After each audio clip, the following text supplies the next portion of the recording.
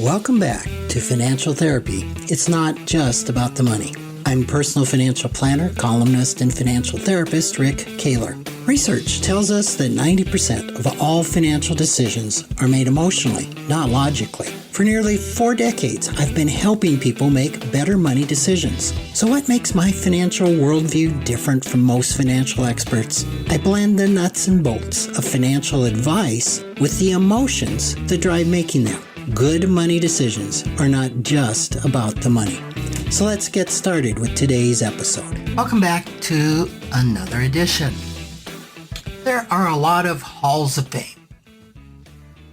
A hall of fame is typically a list of individuals or achievements, usually chosen by a group of electors to mark their fame in their field. The meaning of fame has changed over the years. Originally, it meant being renowned for achievement, as opposed to today's more common meaning of achieving celebrity status. When I researched this, it was interesting to me that the first Hall of Fame was founded in Munich, Germany in 1853. Since that time, there have been a plethora of halls of fame to include music, sports, automotive, aviation, and the arts.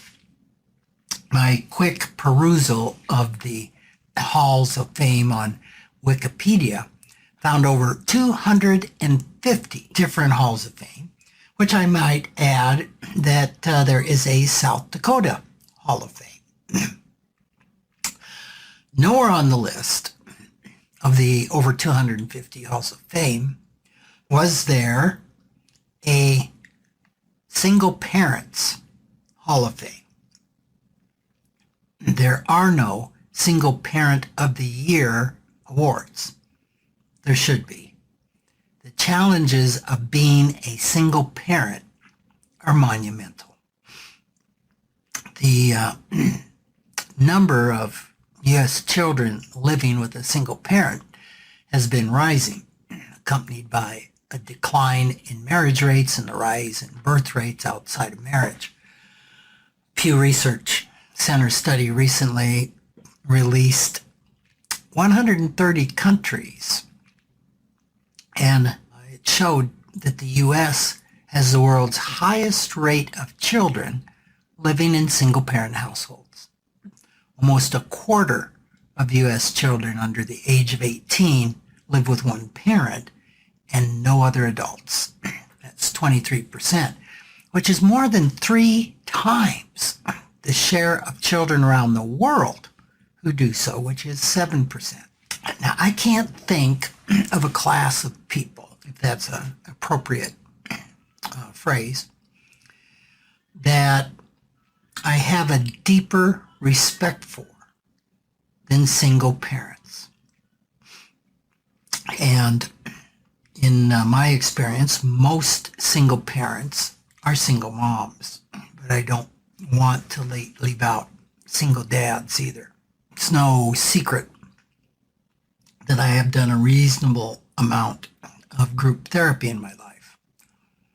And I don't know if there was ever a time that any of the groups I belong to didn't have a single mom as a group member. And I have never stopped being in admiration of the courage that these single parents face in the world. It's when I think about myself being in the same place, it's just overwhelming. I truly don't know that I could cope with that. And yet, there's millions of single parents doing their best, juggling all of the responsibilities that would fall on two parents. So I've really been on the inside of many of these parents' lives and hearing their struggles, and their struggles both emotionally and financially.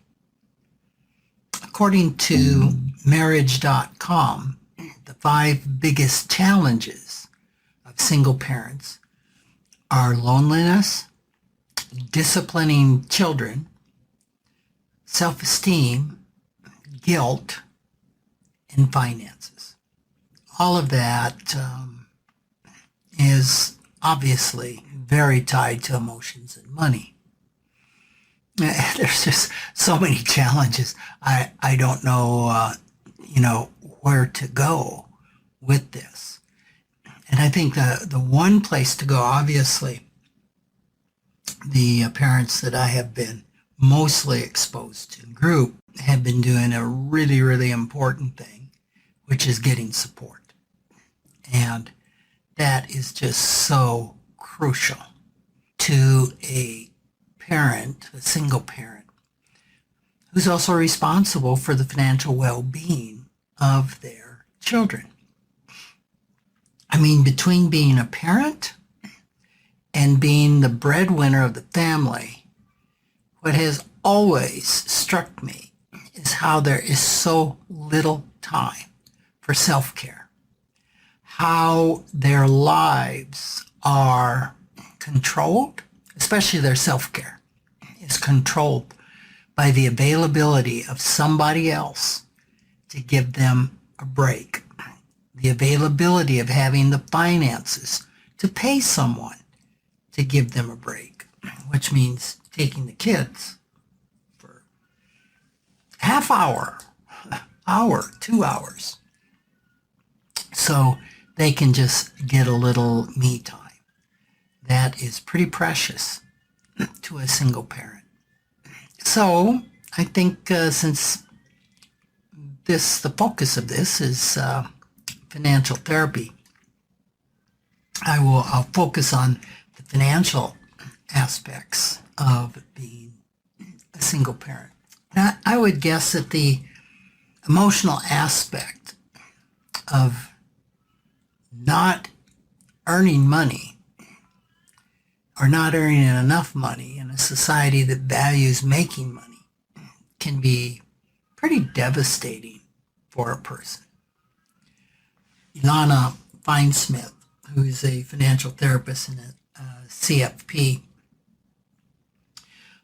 wrote on this, and she said it can be hard for many moms to justify spending money on themselves or even be in touch with their own needs, since they are taking care of the needs of others, often on a budget.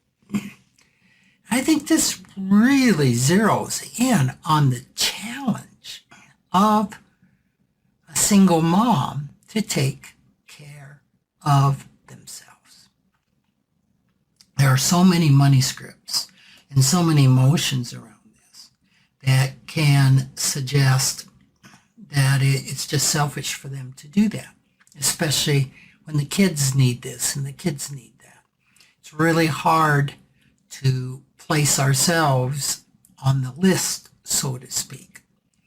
And as Ilana brings up, it's even difficult for someone to be in touch with what they need because a single parent is so focused on the needs of their kids.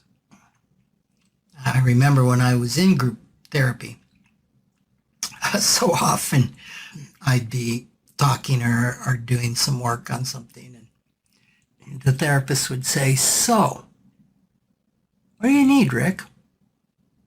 What do you need in this situation?" And it was just like, remember in the old days when the television channel would go off the air, and all that there would be is the fuzz, the white snow, the hiss. That's literally what happened between my ears when I was asked, "What do you need?" It just was not something that I was in touch with whatsoever. And I used to get angry when he asked me that question. Many times I'd say, why don't you just invent a pill that we can take so that we can know what we need? And sometimes when people would suggest what I needed, it was so fundamental and rudimentary that I was amazed I couldn't see that or articulate that or be aware that that was a need. So this is a super challenge for a single parent. And it's so important that single parents balance their needs with their kids' needs, because if the single parent does not get adequate self-care, then it puts the whole family at risk. There isn't another adult to back up. When a single parent is sick, there's not another parent to come in to take up the slack. So self-care for anybody is important, right? But it's crucial for a single parent. And it would seem that adequate self-care is probably the most hardest commodity for a single parent to carve out. So it almost feels like an oxymoron to encourage a single parent to get adequate self-care. But it is crucial, and it often takes a lot of creativity to come up with ways that a single parent can take care of. So this is something to really ponder if you're a single parent. Of course, if you're not a single parent and know a single parent, giving them the support, coming up with ideas and ways that they can get their needs met, no matter how small they are, is so important. Another thing that hit me is that there's no monetary compensation for single parents. It's not necessarily a social safety net that we have. There's certainly some financial assistance for single moms. But as a society, we tend not to really dwell or focus on the value that a stay-at-home spouse is worth. And I know this is something that any stay-at-home parent often struggles with, is being in touch with their value, with their worth, what they're adding to the partnership, and many times even feeling like they're a burden. Salary.com says that the work moms do is worth $184,000 after you factor in the chief financial officer and operating officer roles. And it could be worth that, even if they are working with everything that they're doing, since everything is falling on them. So that's a lot. And it's a lot to attempt to internalize if you have a part of yourself that is thinking certainly as a stay-at-home spouse, that you're not contributing much. And I say stay-at-home spouse because imagine the challenge when there's a divorce and the stay-at-home spouse now becomes primarily responsible for the financial well-being of their children. That is huge. You know, in the old days, Feinsmith noted that in England, Wealthy families had nannies, and cooks, and housekeepers, and butlers. And that's even true today in many societies. In a lot of cultures, grandparents are close by and help run the home and raise children. But in the U.S., single parents are expected to do it all themselves and earn an income. So like I said, how a single parent can do that and run a household, raise kids, work a full-time job, and some, I personally have known, have gone back to school and educated themselves, all while being single parents. So it's a lot. And going back to the situation when a parent who's been the stay-at-home parent is impacted by divorce, the situation can become really dire, and they can end up homeless when that spouse has custody of the children and doesn't have sufficient assets, can't find employment quickly, doesn't have the skills to find employment quickly, or again, doesn't have anyone to help them out with the kids. So I don't know. I mean, there's lots of challenges in life, but this is one challenge that just touches my heart. I've employed a number of single moms, and to a person have had so much admiration for their skills and abilities and their dedication and their courage and struggle. So it probably wouldn't be appropriate to name those that I know that have touched me. But it's just amazing how they have thrived, survived, and even thrived.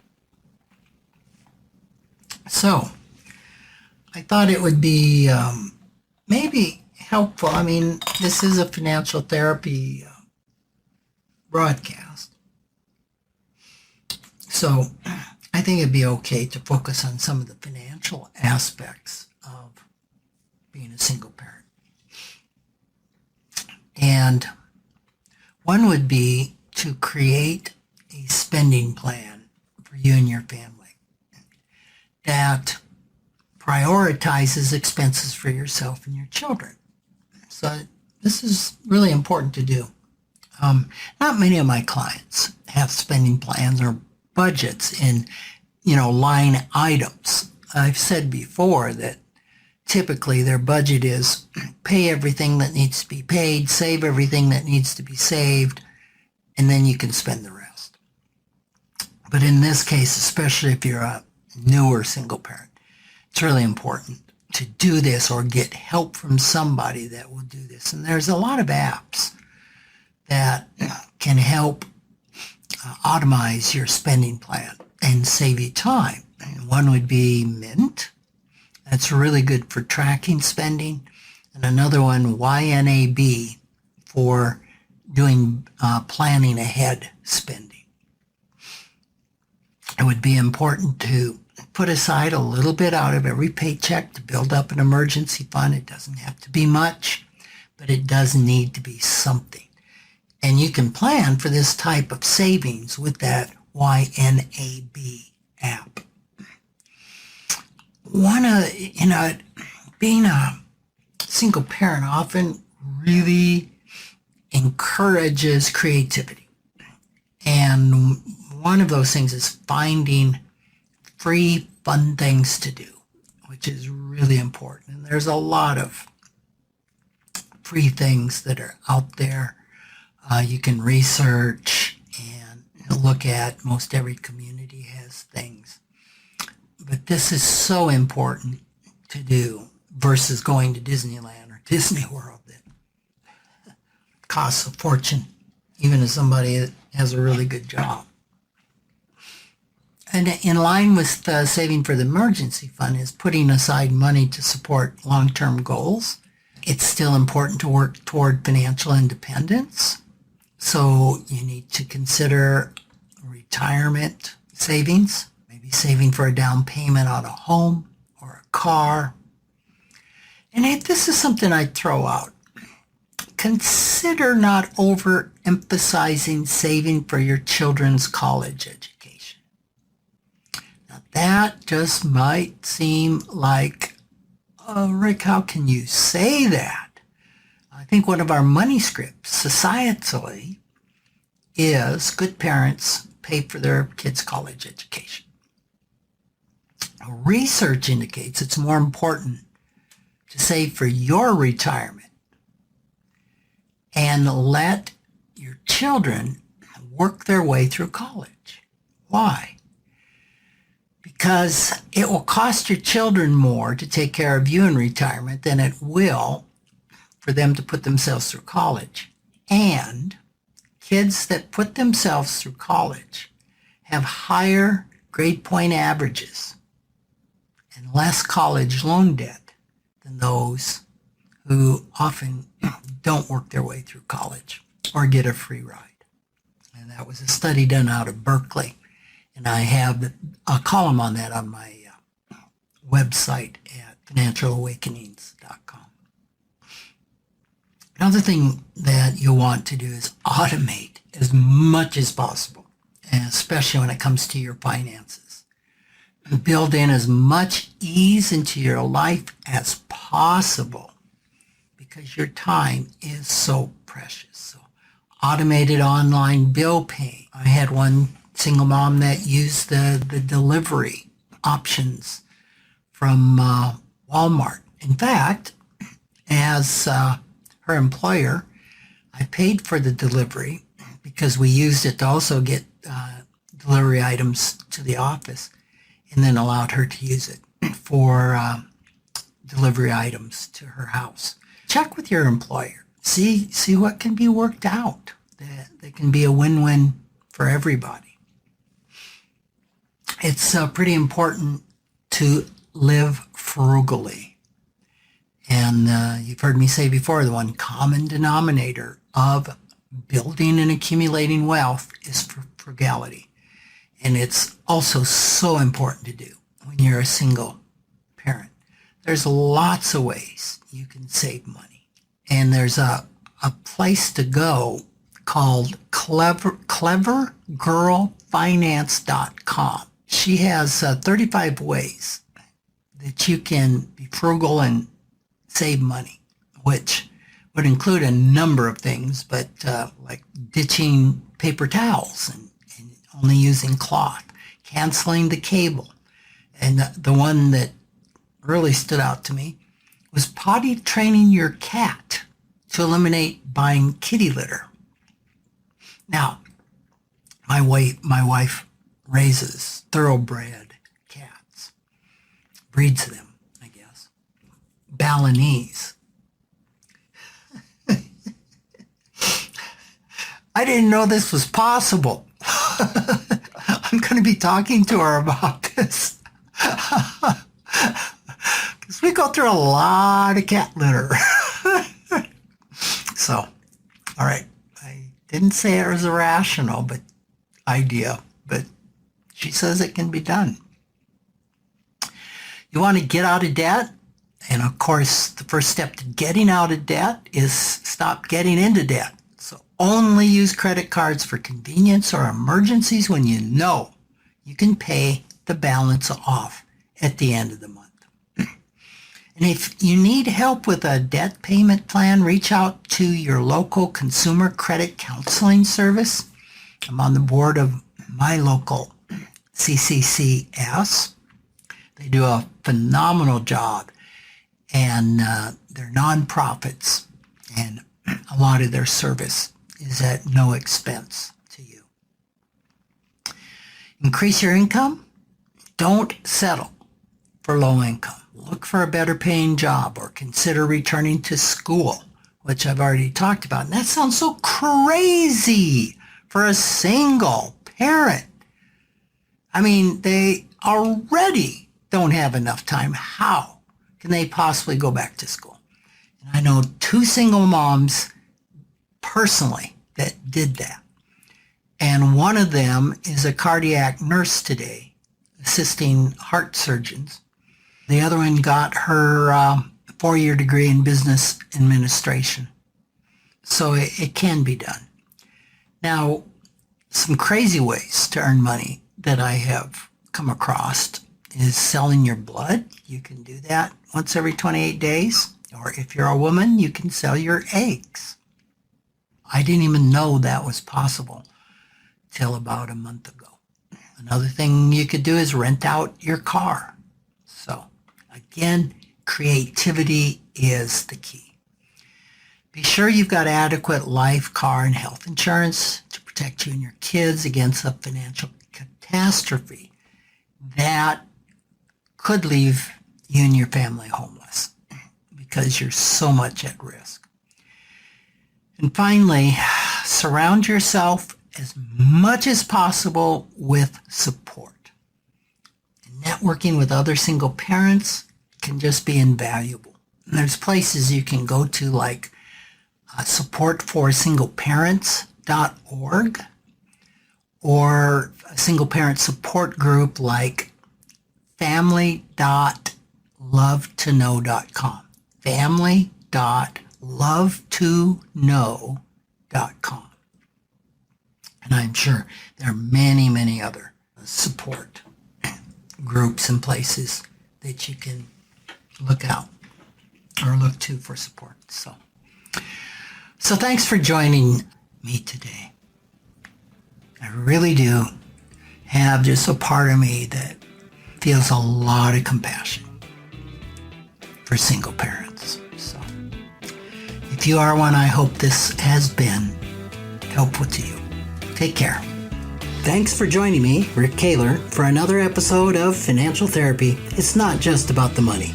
This is where I combine the nuts and bolts of financial advice with the emotions that drive making them.